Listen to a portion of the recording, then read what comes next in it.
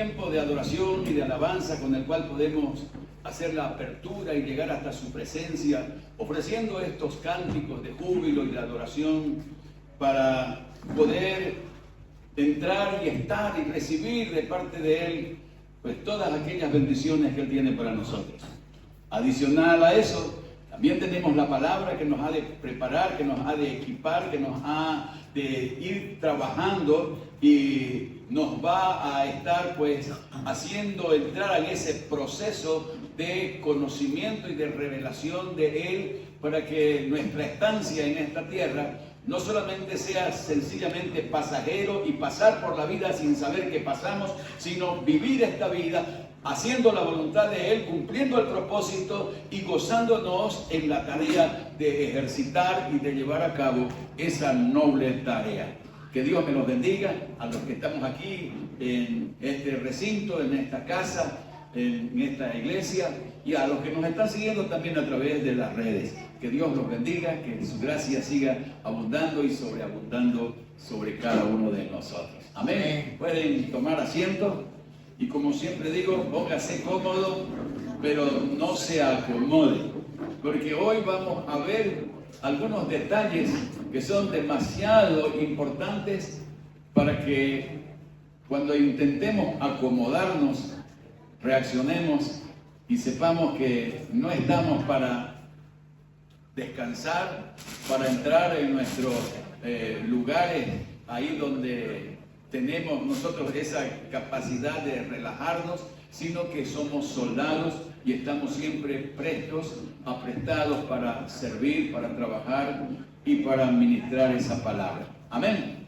Antes de continuar, como lo hacemos siempre, mientras todavía el Señor nos dé algo de voz, ¿verdad? Porque a Dios gracias doy que fue muy poco tiempo el que la utilicé para servir al enemigo. Pues luego de algunos años de estar en esa tarea me di cuenta de que el propósito por el cual Dios nos dio la bendición de poder cantar y alabar es para adorarle. Así que la estamos gastando nuestra voz siempre para servir, para adorar, para cantar, para alabar y también para predicar su palabra.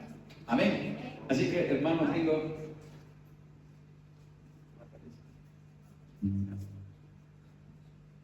me gusta cantar esta canción porque me hace volver a una realidad que muchas veces se torna cruel,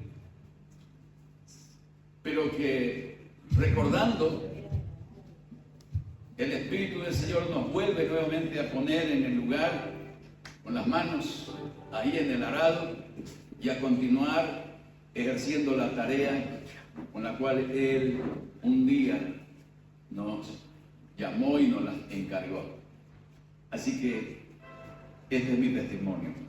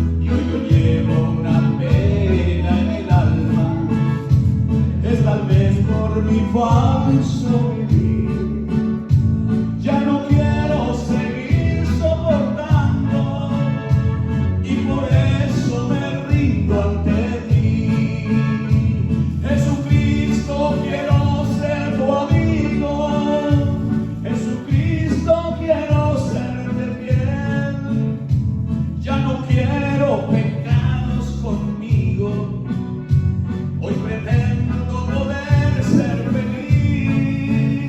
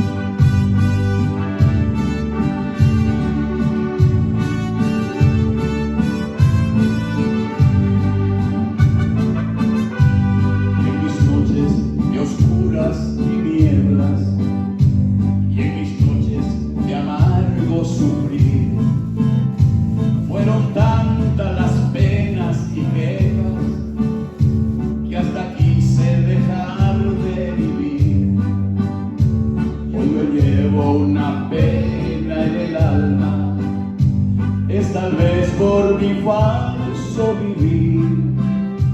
Ya no quiero pecados conmigo, hoy pretendo poder ser feliz.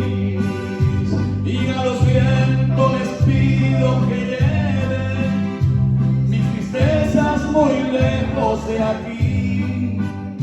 Y a los vientos les pido que lleven mis tristezas, porque hoy soy feliz.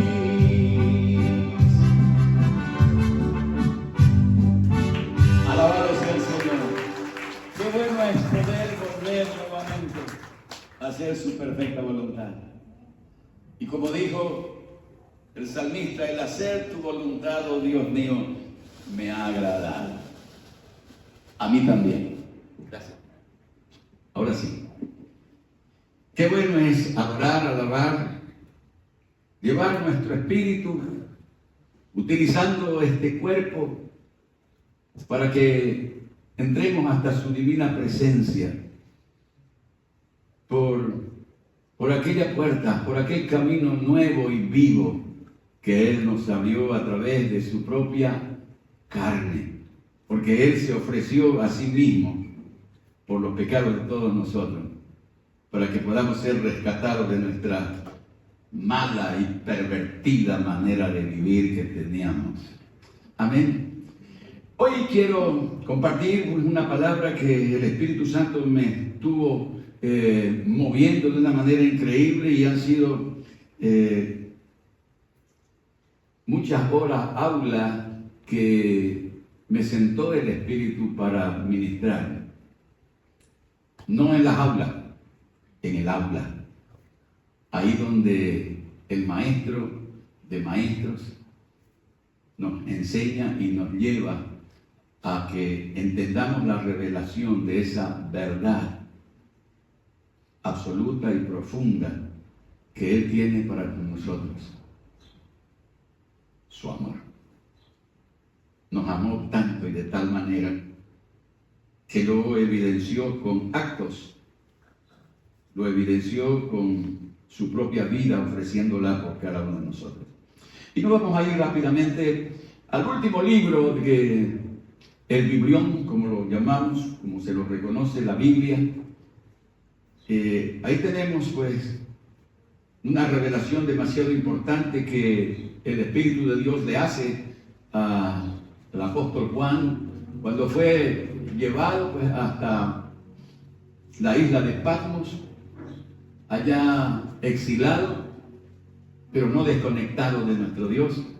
Allá el Espíritu le reveló muchas cosas, y en medio de toda esa revelación que hizo, pues el apóstol Juan escribe algunas cartas que le dictó el Espíritu de Dios, que le dictó el mismo Señor Jesucristo, para que queden completamente visibles y para que las podamos ver y estudiar y darnos cuenta de que en todo este recorrer del tiempo, desde la muerte del Señor Jesucristo y desde su ascensión hasta los días en los cuales estamos viviendo hoy, que es la dispensación de la gracia, pues nos vamos a dar cuenta de que como iglesia ciertamente tenemos dificultades, tenemos problemas. Muchas veces nos relajamos y muchas veces terminamos pues haciendo totalmente lo contrario de lo que Dios quiere que hagamos. Pero vamos a la palabra de Dios y a la letra en la última carta que escribe el apóstol Juan, y es a una iglesia que lleva como nombre la ciudad donde está esta iglesia, la Odisea. Y dice así la palabra de Dios: y escribe el ángel de las 7 iglesias en la Odisea: he aquí el amén, el testigo fiel y verdadero, el principio de la creación de Dios. Dice esto: yo conozco tus obras, que ni eres frío ni caliente. Ojalá fuese frío o caliente. Pero por cuanto eres tibio y no frío ni caliente te vomitaré de mi boca.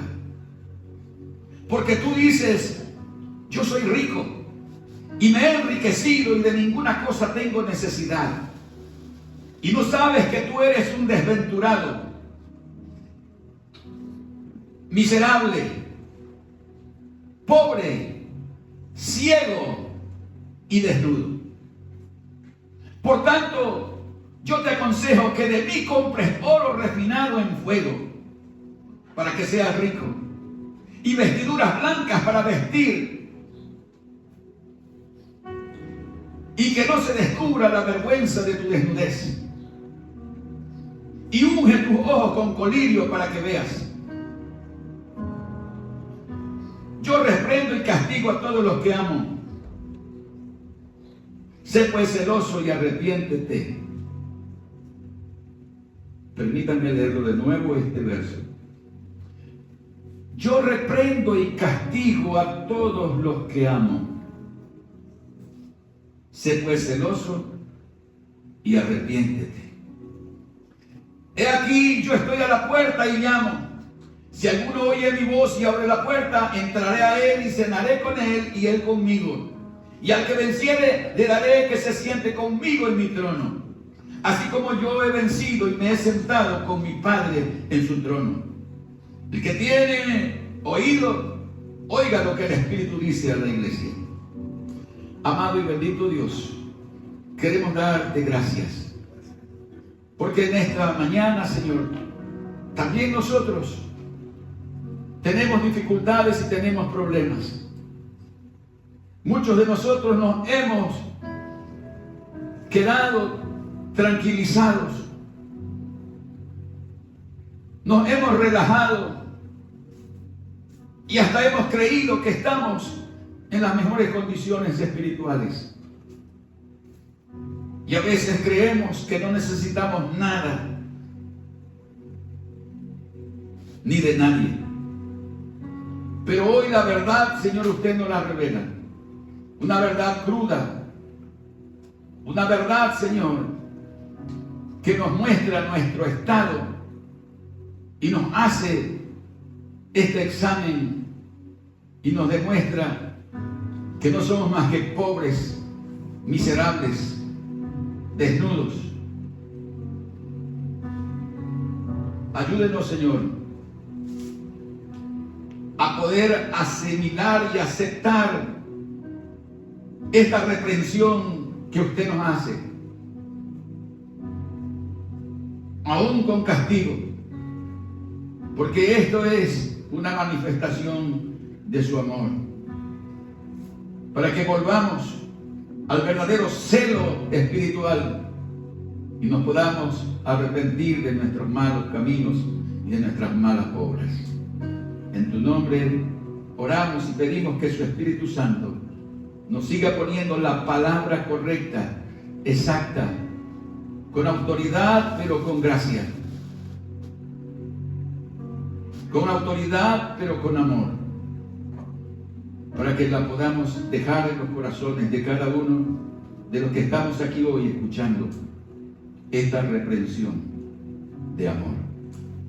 En el nombre del Padre, del Hijo y del Espíritu Santo hemos orado. Amén y amén.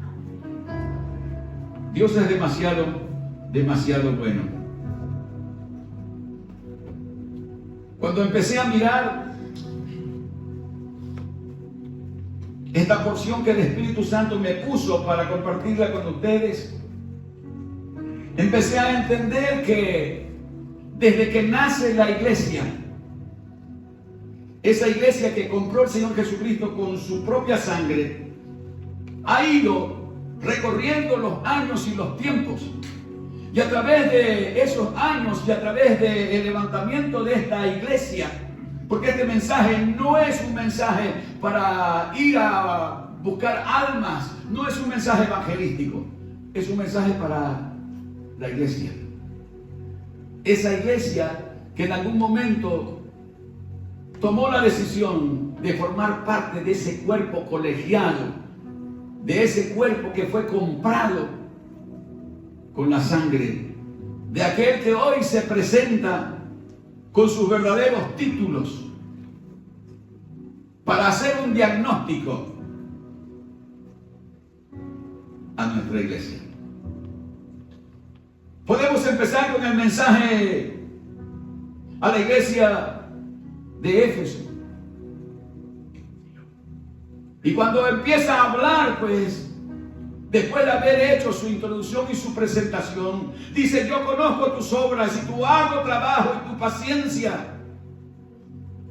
Yo conozco que ustedes no soportan a los malos, que han probado a los que dicen ser apóstoles y no lo son, y los has hallado mentirosos, y que has sufrido y has tenido paciencia, pero que también has trabajado arduamente por amor a mi nombre y no has desmayado. Pero en algún momento dejaste tu primer amor. Así que por lo tanto recuerda de dónde has caído y arrepiéntete. Una iglesia hermosa la de Éfeso, con muchos atributos, pero todavía pues con algunos problemas. También le escribe a la iglesia de Esmirna y también comienza diciéndole: yo conozco tus obras y tus tribulaciones y tu pobreza, pero quiero recordarte y decirte que aún en tu pobreza tú eres rico.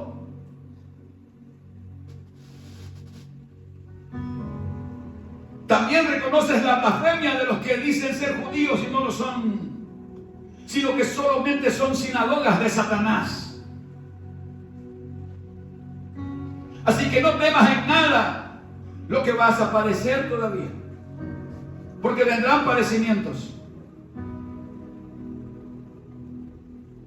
El diablo echará a algunos de ustedes en las cárceles, pero es sencillamente para que podamos ser probados. Así que recuerda, hermano, tendremos tribulaciones por 10 días. En el mundo tendréis aflicciones, pero confiad en mí, dijo el Señor Jesucristo. Yo he vencido al mundo. Así que sea fiel hasta la muerte, y el Señor Jesucristo nos dará la corona de vida. Diagnósticos hermosos, con algunos detalles, con algunos problemas que podríamos seguir viéndolo en cada una de estas cartas a las diferentes iglesias.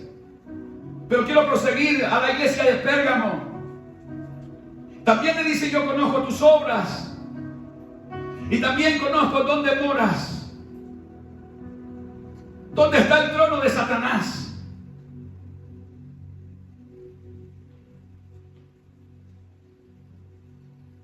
Pero tú retienes mi nombre y no has negado mi fe.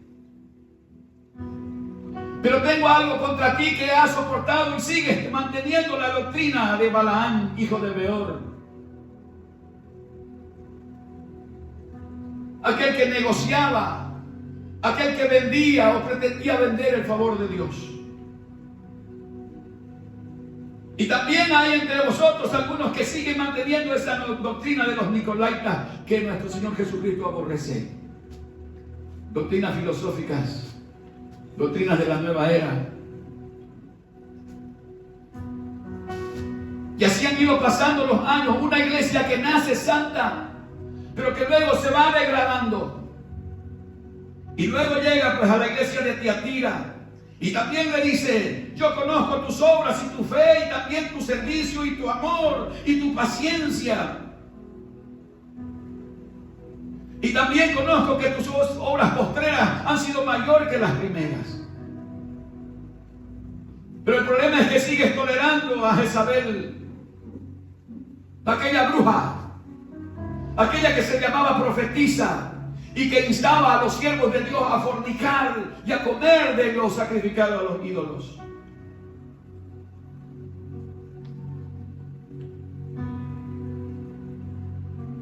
Y esa iglesia se fue degradando. Y esa iglesia que nació con todos los valores empieza a ir perdiéndolos, y llegamos hasta una iglesia llamada Sardis, en la ciudad de Sardis. Esa iglesia que era santa se fue degradando, se fue enfriando y fue muriendo. Y el diagnóstico que le hace el Señor Jesucristo a la iglesia de Sardis es: yo conozco tus obras, que tienes nombre de que vives pero estás muerta. Puro apariencia de piedad. Como le dijo Pablo a Tito: todas las cosas son puras para los puros, mas para los rebeldes y corrompidos nada les es puro, porque profesan conocer a Dios, pero con sus hechos lo niegan y se tornan abominables y reprobados en cuanto a todo lo bueno y en cuanto a toda buena obra. Pero no irán lejos, porque pronto la verdad empezará a descubrirse y se revelará su estado: muerto. Pero luego, después de pasado el tiempo, renace nuevamente una nueva iglesia. Diga, la iglesia de Filadelfia. Esa es la iglesia del amor. Una iglesia especial. Una iglesia en la cual solamente hay reconocimiento de sus buenos valores. No hay encomio, no hay reprensión, sino le dice: yo conozco tus obras. Y aquí he puesto delante de ti una puerta abierta, la cual nadie puede cerrar. Porque aunque tienes pocas fuerzas, no has negado mi palabra, ni has negado mi nombre. ¡Qué iglesia hermosa! Una iglesia sencilla. Una iglesia de repente con escasos recursos. No tenía opulencia.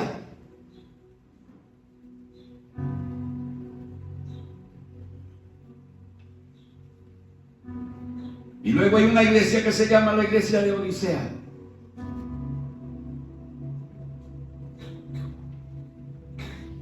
Es la iglesia en la cual queremos nosotros hoy ministrar. Porque más o menos según los tiempos vividos, los que saben, los que han estudiado mucho más profundamente escatología, declaran que estamos nosotros formando parte exactamente igual que esa iglesia de la Odisea. Una iglesia con características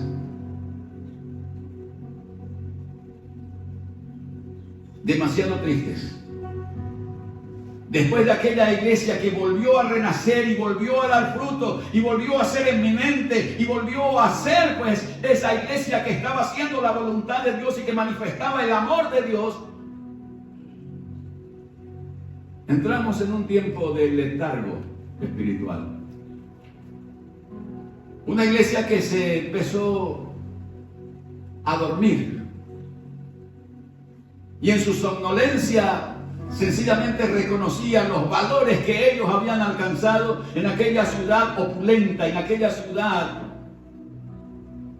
que tenía características de una ciudad grande y gigantesca, que se había llenado de orgullo. Y juntamente con la ciudad orgullosa y opulenta, también la iglesia, que eran parte de esa membresía, también formaban parte de ese elenco de orgullosos, de creídos, ese elenco de personalidades que creían que estaban haciendo lo correcto delante de Dios.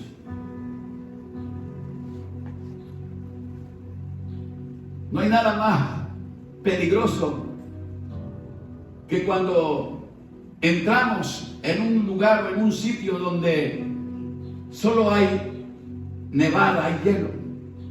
Y el peligro es que de repente nos quedemos aterrizados y congelados, ¿verdad? Cuando el hielo empieza a tratar de entrar en ese estado para ir matándonos, nos duelen los pies. El frío nos mina, nos transmina. y tratamos de buscar la forma de salir de ese estado de congelamiento. Pero dicen los que saben que conforme el hielo va minando, esos dolores se van perdiendo y hasta llega un momento en que el que está siendo congelado cree que está en el mejor ambiente y ya no siente el dolor y ya no siente nada, ya no tiene ningún problema por seguir en el hielo. Y hasta se tira en la nieve y en el hielo creyendo que está en un ambiente demasiado bueno, hasta que cuando se dan cuenta los otros, es que el tipo ya está congelado, muerto.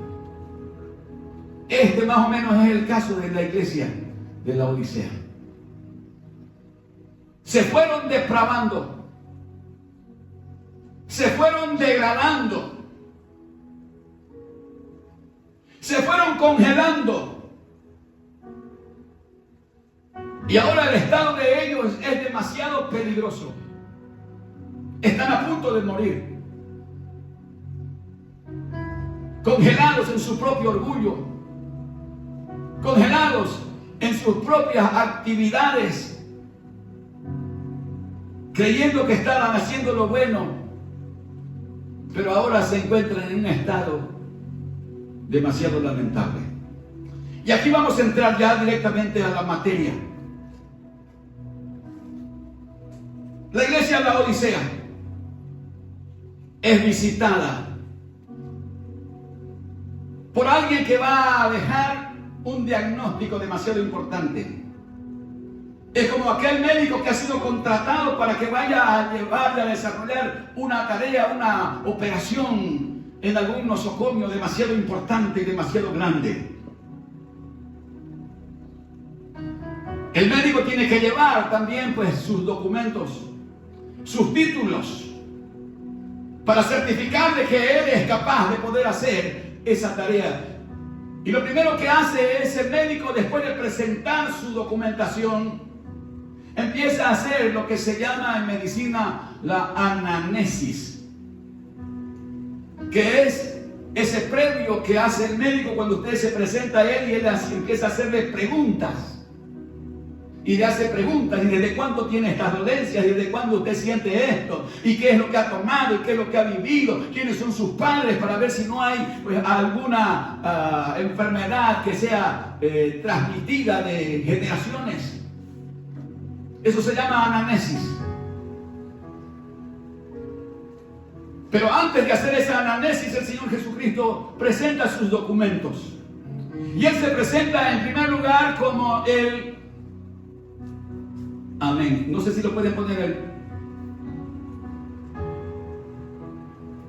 el verso.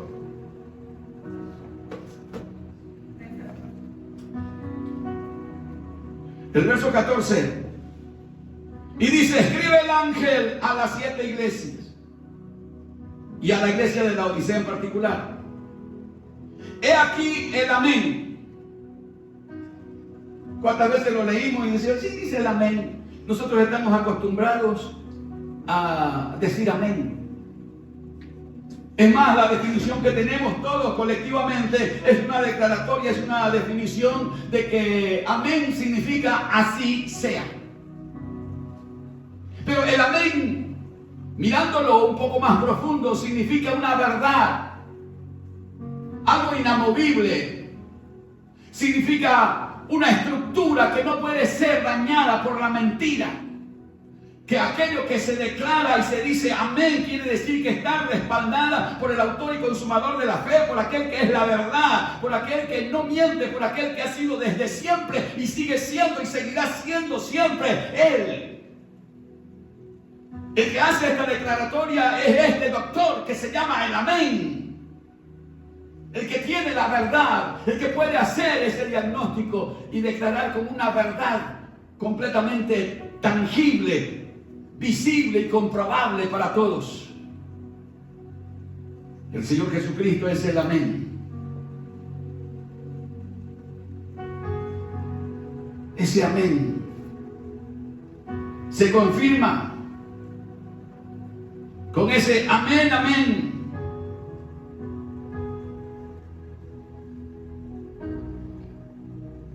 El apóstol Pablo, hablando de esto, dice que todas las cosas se declaran y que todos los procesos de Dios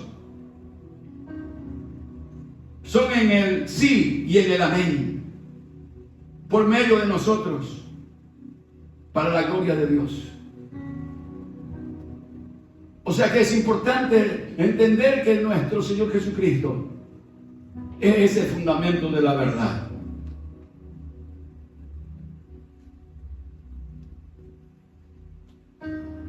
Jesús es el amén, el testigo fiel y verdadero. Es otro de sus títulos honrosos. El que no es un testigo falso.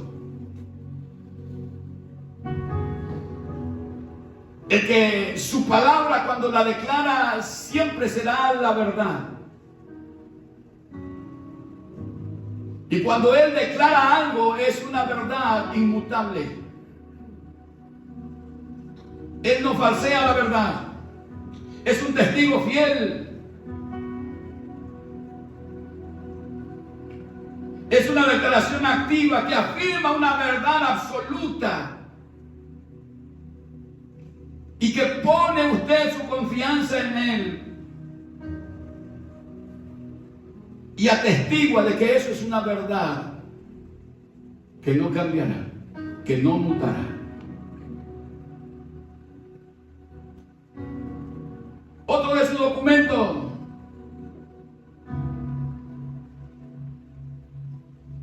que lo podemos considerar y tomar en cuenta. El principio de la creación. Es en quién y por quién se hicieron todas las cosas. Es por Él y para Él que se creó todo lo que hay creado hasta hoy. Así que no es alguien que por ahí aparece sencillamente para tratar de usurpar o de tomar una posición que no le corresponde. Es alguien de suma autoridad. Es de quien y por quien se han hecho todas las cosas. Es el Dios del principio de todo y de toda creación. Ahora empezará pues a declarar su diagnóstico.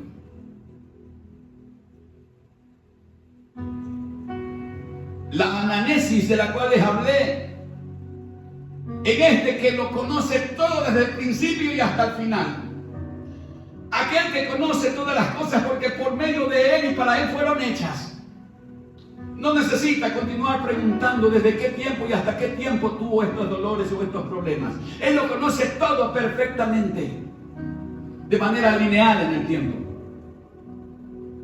Así que hace la declaratoria y empieza a dar su diagnóstico. Y este diagnóstico es para nosotros hoy como iglesia. Para usted que forma parte de la iglesia y del cuerpo de Cristo, y para usted que es la iglesia de Cristo. Y dice: yo conozco tus obras, las conoce todas, desde la primera hasta la última. Y lo que puedo verificar que hay en ti es que solo hay una tibieza. No eres ni frío ni eres caliente, sino que te has acomodado ahí en tu lugar y en tu sitio para vivir de un estado de apariencia, que ni te calientas, ni hierves, ni te enfrías. Aquí no hay pecados demasiado voluptuosos. Aquí no hay encomio como lo hizo las otras iglesias que le permitían a los que tenían la doctrina de Balaam o la de Jezabel o la de los Nicolaitas. Aquí no habían fornicarios ni homicidas. Aquí había una gente que estaba acomodada y que se sentía muy bien con las condiciones que estaba viviendo. Estamos viviendo ese tiempo de comodidad. Estamos viviendo ese tiempo. Gracias. En el cual nos hemos acomodado y nos hemos entibiado para vivir un estado religioso. Y todavía creemos, para colmo de males, que la bendición de la cual hoy disfrutamos y de todo aquello que hemos llegado a adquirir como bienes materiales es sencillamente la manifestación de un estado espiritual bendecido, de progreso.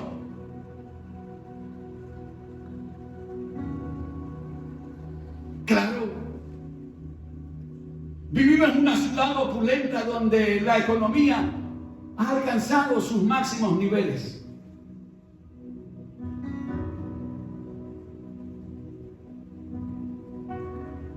Y dentro de ese diagnóstico le dice: yo conozco tus obras. No eres ni frío ni caliente. En esta versión, Reina Valera dice: pero por cuanto eres tibio y no frío ni caliente, te vomitaré de mi boca.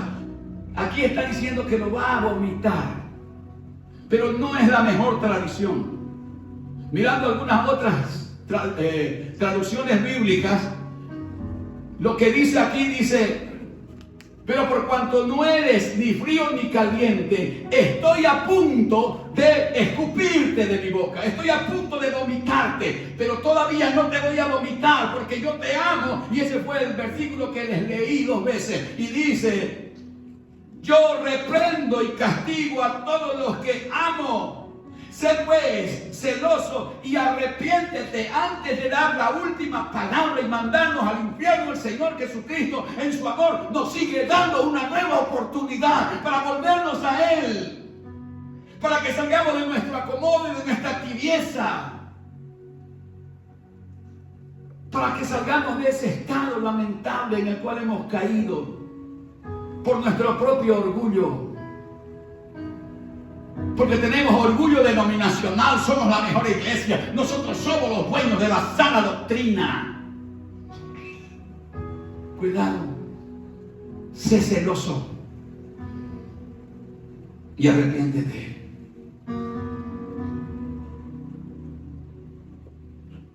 Porque la declaración de esta iglesia tibia y acomodatiza es: yo soy rico. Wow, yo soy rico.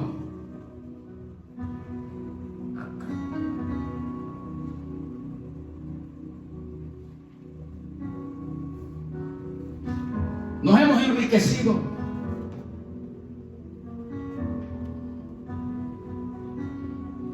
Yo tengo todo. No tengo necesidad de nada.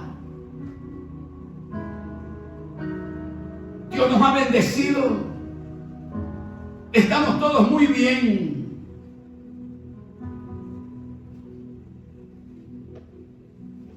Pero ¿dónde se fundaba ese egocentrismo de los hermanos de esta iglesia? ¿En qué radicaba?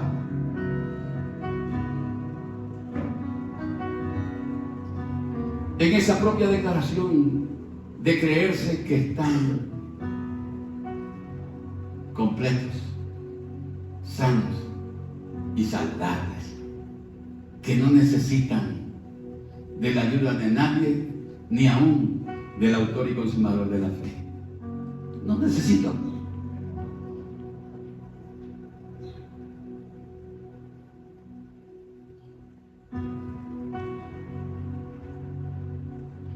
Y dice el verso 17: y tú dices: yo soy rico y me he enriquecido y de ninguna cosa tengo necesidad. Pero no sabes que tú eres un pobre desgraciado, un pobre desventurado. Porque tus bienes y lo que tú tienes no te sirve para comprar un lugar, ni un sitio, ni un espacio en el cielo.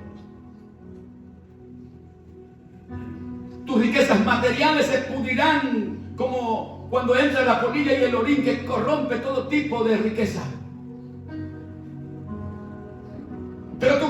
son estas riquezas materiales las que te van a dar el lugar y el estatus. Sí, dentro de una sociedad similar, competitiva, en lo económico, en lo político y en lo moral, pues ciertamente te servirá, pero para el reino de los cielos eso no te sirve absolutamente para nada. Así que la declaratoria que va profundo del amén, del verdadero, del correcto, es que tú dices que eres rico y que no necesitas nada, pero lamentablemente eres un desventurado, eres miserable. La palabra miserable viene de miseria, de un estado lamentable de aquellos que viven como cirujas, como aquellos que viven debajo de los puentes, como aquellos que viven pidiendo limosna. Ese es el estado miserable. Vives en miseria espiritual. Y por lo tanto tu pobreza es evidente. Puedes tener riquezas materiales, pero en lo espiritual absolutamente nada. Y aparte de todo eso, todavía te dice que eres ciego. Y si eres ciego, eres alguien que es indigente, que no se puede valer por sí mismo, que tiene la necesidad de que alguien lo lleve, de un lazarillo, por último hasta de un perro para que lo guíe. Ese es el estado de nuestra iglesia en este tiempo. Somos ciegos. Y dijo el Señor Jesucristo: por cuanto decís que ven, los declaro que son ciegos. Pero si dijeran que no ven, entonces podrían ver la misericordia que Dios tiene para cada uno de nosotros. Así que eres ciego y eres desventurado.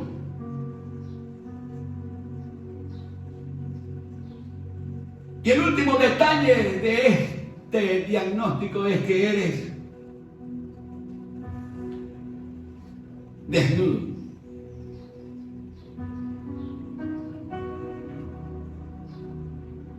Vives en ese estado de desnudez que sencillamente provoca vergüenza, lástima, porque tu desnudez es por falta de vestido. No es sencillamente como las misas que hacen el destape y eso es para manifestar cultura. Eso no es verdad, hermano. La verdadera desnudez es un estado lamentable de vergüenza, porque no tienes, es tal tu pobreza, es tanta tu desgracia, que no tienes para poder comprarte un buen abrigo que cubra tus vergüenzas. Después de este diagnóstico, no sé qué podremos hacer.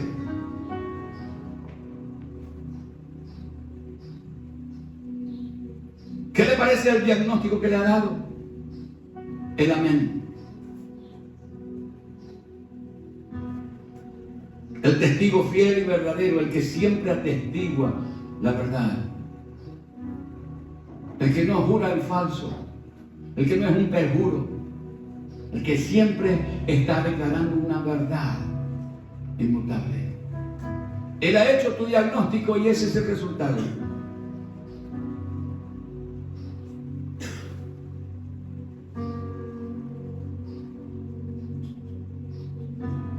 Desventurado, miserable, pobre, ciego y desnudo. ¿A dónde iremos en ese estado calamitoso? Ese es nuestro estado real, hermano. Pero tú dices: yo soy rico y me he enriquecido y tengo todo. Puedes tener todo para manejarte aquí en la tierra, pero cuando toque el tiempo de subir hasta la presencia de Dios, terminarás como aquel rico, anhelando las riquezas del pobre, infeliz, desgraciado que para él era Lázaro, cuando se trataba de saciar con las migajas que caían de la mesa del rico. Ahora Lázaro estaba allá en el seno de Abraham, disfrutando de las bendiciones, disfrutando de los tesoros, disfrutando de la comunión, disfrutando de todo lo que Dios había preparado para él, y el rico estaba en el mismo infierno.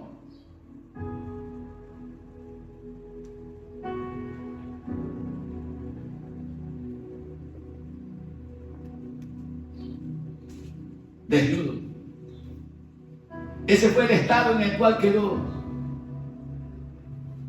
Adán y Eva después de haber desobedecido a Dios.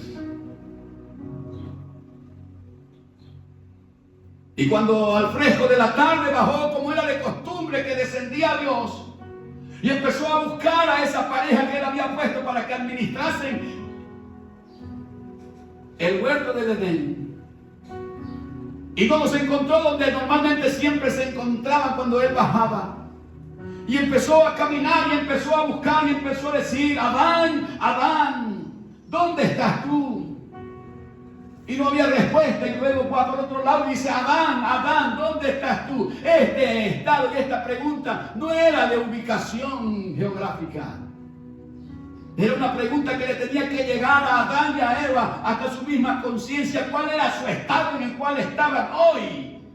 No era porque él no hubiera podido encontrarlo, hubiera ido directo detrás del Toborosi, donde estaban ellos escondidos, con unos taparrabos.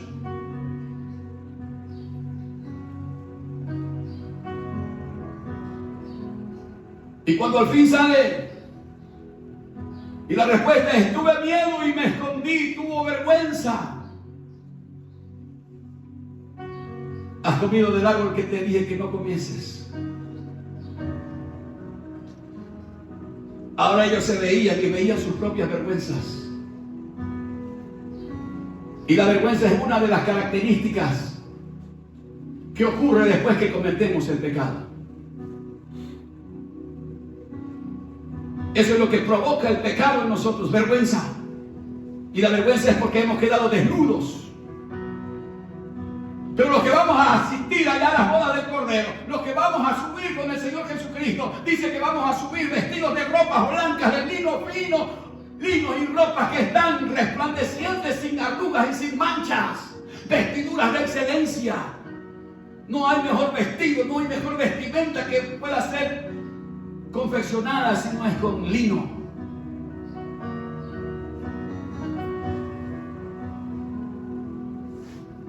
Dios nos cubre. Sus vestiduras hablan de su gracia y de su honor.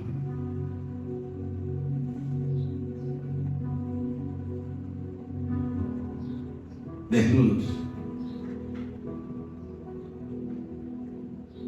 Hoy yo te aconsejo, mi hermano,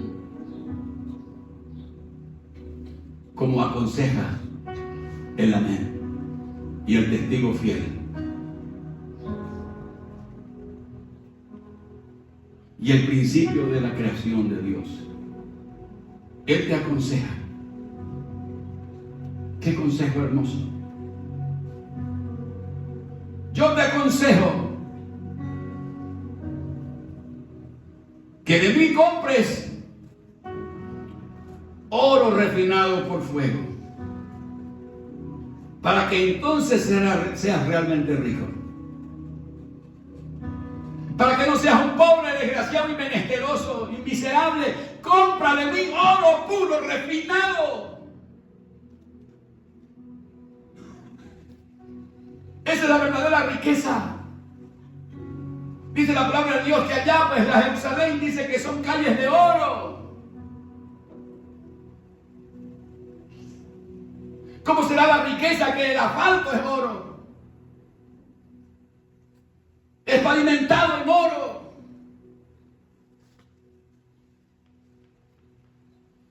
Alguien por ahí dijo, cuando hacía algún estudio sobre el oro, es AU su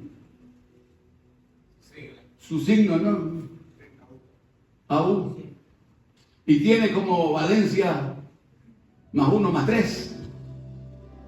¿Se recuerdan de química? Oro. Oro 24, oro puro, oro 18, oro 14.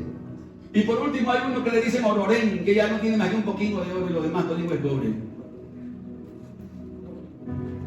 Pero el verdadero oro es el oro puro, aquel que ha sido refinado, aquel que ha pasado por el crisol del Espíritu de Dios, que es fuego consumidor de todo tipo de hojarasca. Yo te aconsejo que de mí compres oro refinado en fuego.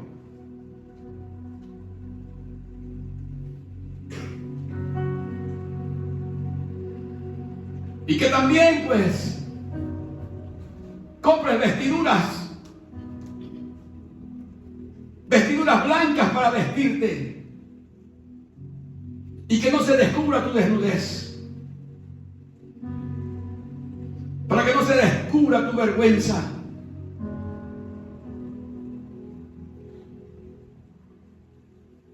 Si miramos un poquito la ciudad de la Odisea, era una ciudad opulenta que había fundado su economía en una banca demasiado poderosa. Tenía un sistema financiero demasiado adelantado para su época.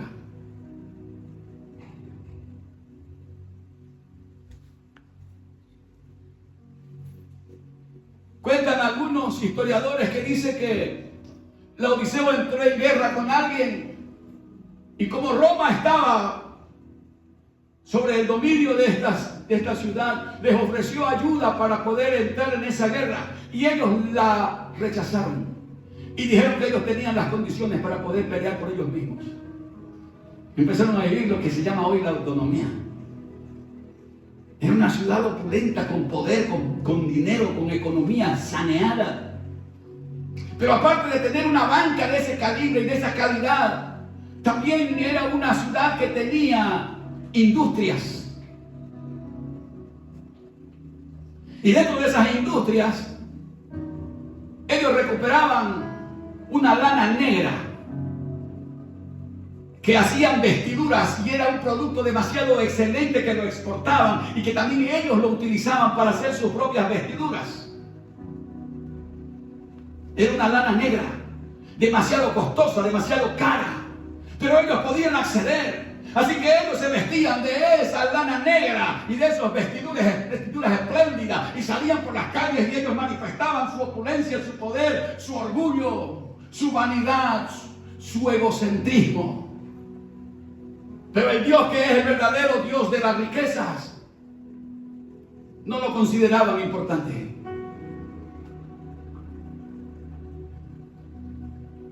Aparte de esa fábrica de lana de excelencia,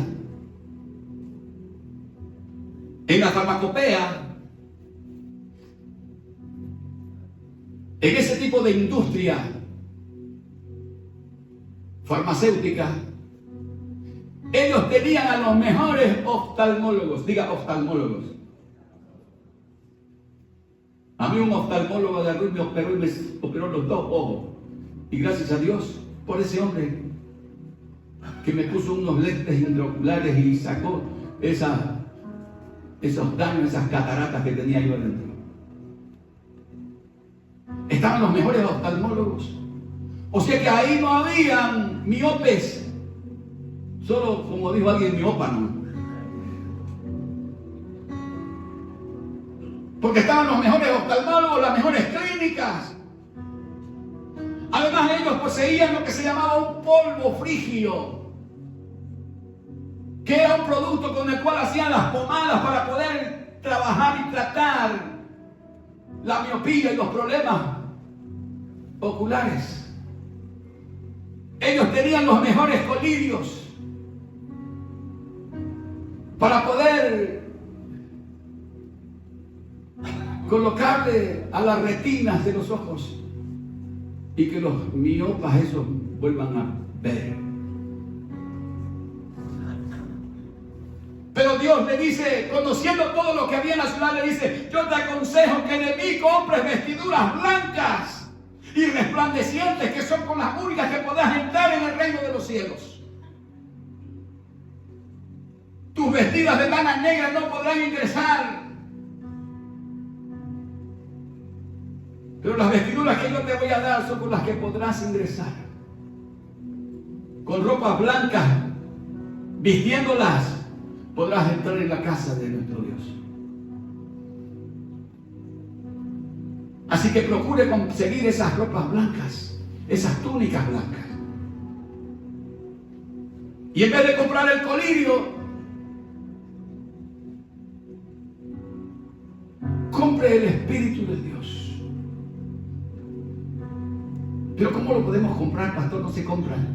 Sí, no se compra. Porque Dios nos los da gratuitamente. Pero hay una transacción, que es una compra sin precio. En Isaías 55, 1 y 2.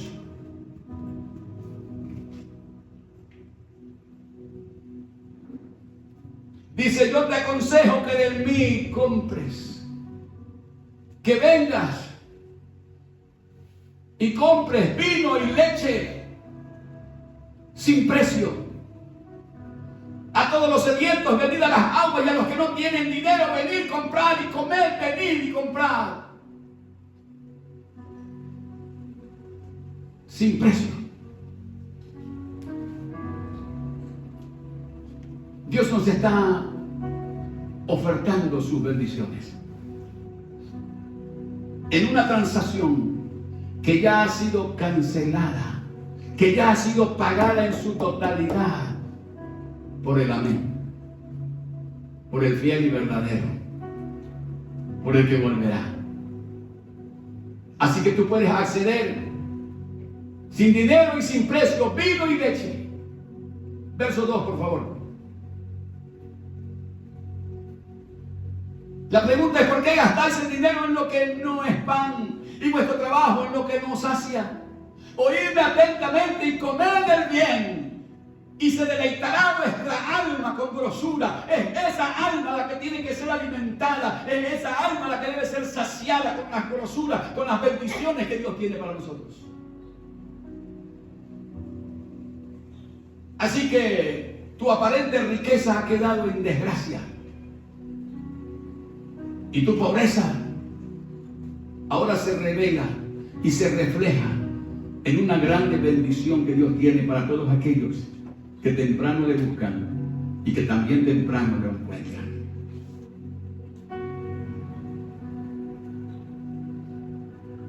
La reprensión es porque te quiero, pero no es ese que dicen los del interior, porque me quiere ni aporrea. No, no, no. Dice: yo te reprendo y te castigo, sencillamente porque te amo, porque quiere que seas mejor, porque Él quiere disciplinarnos, porque la disciplina en cada uno de nosotros da frutos apacibles en los que en ella hemos sido ejercitados. Ciertamente toda disciplina al principio causa dolor, molestia, incomodidad, pero luego se puede evidenciar el gozo de los que han vencido y los que han aprobado y de los que han sido corregidos. Y a usted lo corrigió, pastor, el Señor con vara. Con vara. Y si es necesario, a usted, mi hermano, también lo corregirá con vara. Para que no seamos como el mulo. Tan torpe era yo que no entendía. Éramos como el mulo, como el caballo que necesitan un cabresto, que necesitan una soga para poder llevarlos a donde se les va a hacer el bien. Así éramos de torpes. Así somos muchas veces de torpes. Pero hoy estamos entendiendo la sabiduría de Dios, de que podemos acercarnos a Él y tener las bendiciones hasta que nos sobren y abunden. Porque toda bendición viene de parte de Dios. Y a esta no añade tristeza, sino gozo. Y Él nos bendecirá, dice la palabra de Dios, conforme a sus riquezas en gloria. Él te dará lo que haga falta. Él te dará y suplirá tu necesidad. Y Él te hará llegar a unos estados de tanta excelencia. Y te bendecirá hasta que sobre y abunde. Y con esto vamos a ir terminando ya, que es una de las partes más importantes. El verso 20 dice, ¿quién me lo puede recitar? He aquí yo estoy a la puerta y llamo. Si alguno oye mi voz y abre la puerta, entraré a él y cenaré con él y él conmigo. Gloria a Dios. ¿Sabe que yo este versículo muchas veces lo malutilicé? Y muchos otros siervos tratando de hacerlo bien. Y lo utilizamos este siervo para ir a hacer una campaña evangelística. Y decíamos, he aquí yo estoy a la puerta y llamo. Si alguno oye mi voz y abre la puerta, yo entraré a él y cenaré con él y él conmigo. Vengan todos los afligidos, todos los que están abatidos, todos los que deseen entrar en el reino de los cielos, pueden entrar. Este no es un mensaje evangelístico. Este es un mensaje para la iglesia. Él está parado a la puerta, a esa iglesia que lo ha rechazado, a esa iglesia que no ha querido tomarlo en consideración, a esa iglesia que no quiere recibir las bendiciones de Él. Él sigue paradito en la puerta y afuera, por si alguien me quiere escuchar, si alguien quiere oír todavía, yo sigo aquí, hijitos míos. Abre la puerta. Yo quiero entrar a tu casa, yo quiero entrar a tu vida, yo quiero entrar a tu familia, yo quiero entrar a tu iglesia, yo quiero entrar a tu congregación, yo quiero entrar a tu vida. Él sigue esperando que tú caigas de tu torre de Babel, de opulencia. Que tú caigas de tu burro y entiendas que la verdadera riqueza que realmente nos enriquece es Él. Abramos la puerta. Hoy es el día de salud. Hoy es el día en el cual Él te dice, hijo mío, si me escuchas, si me oyes todavía, abre la puerta de mi corazón. Yo quiero entrar. Yo quiero tener comunión. En la mesa hay comunión. Yo quiero tener relación contigo. Yo quiero volverte una nueva criatura. Yo quiero devolverte el gozo de tu salvación. Yo quiero devolverte lo que has perdido. Yo quiero volverte a ser rico con esas riquezas que el moho no daña, ni la polilla ni el orín corrompe. Es esa bendición con la que yo quiero bendecirte. Tan solamente, hijo, abre la puerta. Estoy para escupirte. Estoy para vomitarte, pero te sigo amando y te sigo dando esta otra oportunidad. Despierta tú que duermes. Ábrele la puerta y te alumbrará la luz de Cristo.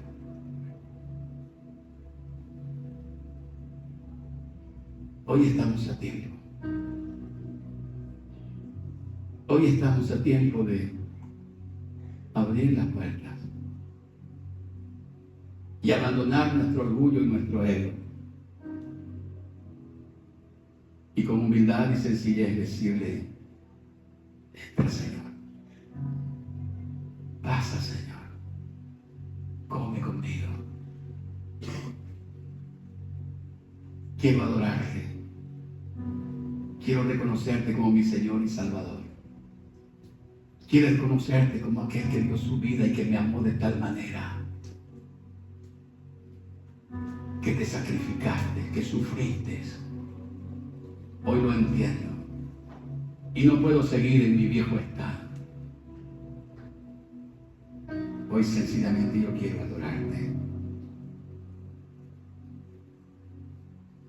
Y luego el verso 25 dice, o el verso 21, al que venciere. Le daré que se siente conmigo en mi trono. Hay una oferta demasiado hermosa. Usted no puede ser de aquellos derrotados que quedaron a mitad de camino. Usted no puede quedar como el pueblo israelita que salió de la esclavitud de Egipto y entraba o iba caminando hacia la tierra prometida, pero se quedaron todos sembrados en el desierto. No alcanzaron la victoria. No llegaron a la tierra prometida. Hay que vencer. Porque si tú vences, Él te dará que te sientes con Él en su trono.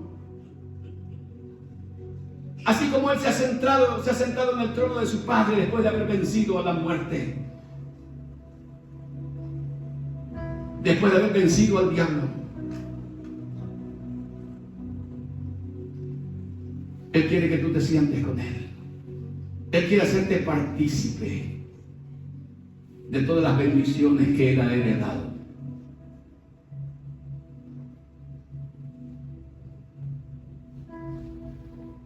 Y yo no diré más. El que tiene oídos para oír, oiga lo que el Espíritu Santo le está diciendo hoy a la iglesia.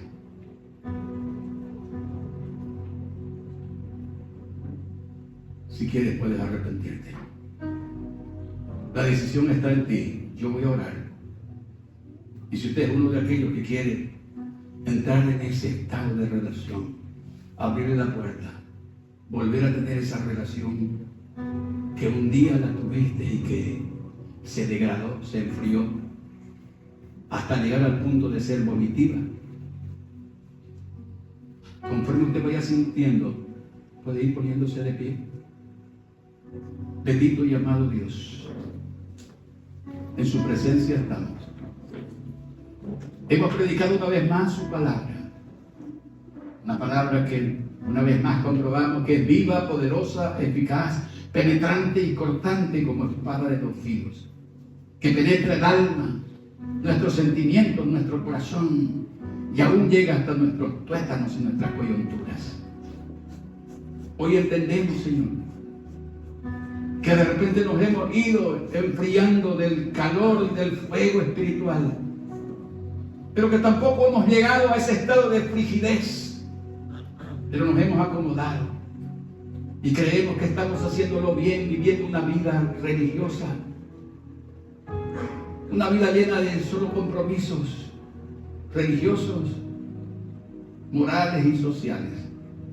Pero usted quiere una vida de santidad, una vida plena, una vida de intimidad con usted. Ayúdenos. Hoy queremos tornarnos una iglesia que tiene el fuego del Espíritu, donde se quema y donde se purifica el verdadero oro puro, ese oro espectacular que produce riqueza auténtica y verdadera. Esa riqueza es su palabra, sus principios, sus estatutos y decretos. Todos los queremos cumplir.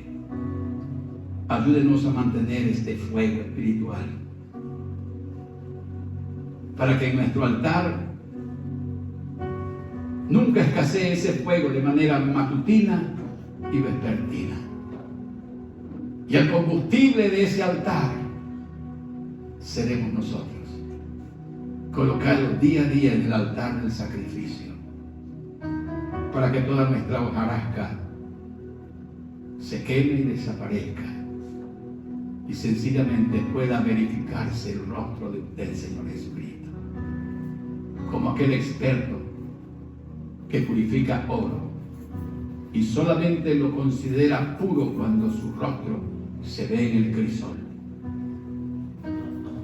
Gracias, mi buen Dios. En el nombre del Padre, del Hijo y del Espíritu Santo hemos orado.